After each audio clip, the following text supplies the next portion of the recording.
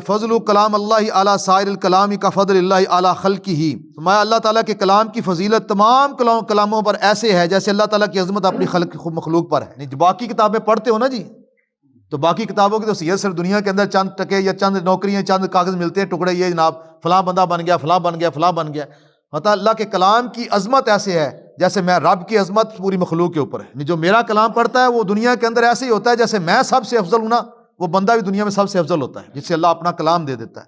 تو اس لیے وہ خاص کر وہ لوگ جو کلام پاک پڑھتے ہیں یا حفظ کرتے ہیں، ان سے گزارش ہے وہ قرآن پاک پڑھ کے پھر گولے نہ بیچا کریں، پھر ٹافیوں والی دکانیں نہ بنائیں، پھر موبائل والی دکانیں نہ بنائیں، پھر اس کا حق ادا کریں۔ اللہ نے تجھے سب سے افضل چنا ہے، تیرے سینے کو چنا ہے قرآن کے لیے۔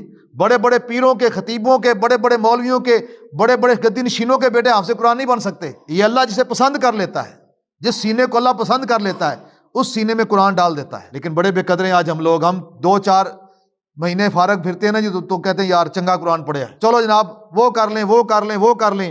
ہم پھر دنیا داروں کی طرح ہم بھی چلے جاتے ہیں جناب، وہ کوئی دکان بنا کے بیٹھ گیا، کوئی نوکری کرنے لگ گیا، کوئی کچھ کرنے لگ گیا، کوئی کچھ کرنے لگ گیا۔ اللہ کے بندو قرآن بہت بڑی نعمت ہے، تم قرآن کی خدمت کر کے تو دیکھو۔ اللہ فرماتا ہے جو میرا کلام پڑھنے میں لگ گیا، صرف مجھ سے مانگا نہیں، میں مانگنے والوں سے زیادہ افضل سے دیتا ہوں۔ تو جو قرآن سکھانے میں لگ جائے گا، جو قرآن پڑھانے میں لگ جائے گا، کیا اللہ اسے بھوکا مارے گا؟